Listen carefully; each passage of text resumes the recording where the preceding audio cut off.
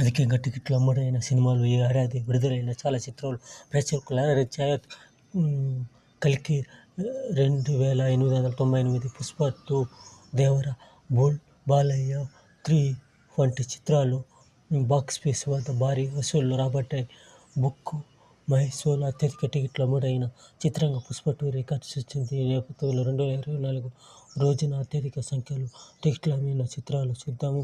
'పుష్ప 2' అల్లు అర్జున్, రష్మిక మందన్న జంటగా సుకుమార్ దర్శకత్వంలో తెరకెక్కిన చిత్రం ఇది. వరల్డ్ వైడ్గా డిసెంబర్ 5న విడుదలై భారీ కలెక్షన్స్ రికార్డు బ్రేక్ చేసింది. విడుదల రోజున ఒక్క గంటలో సుమారుగా లక్షలకు పైగా టికెట్లు అమ్మవడం విశేషం.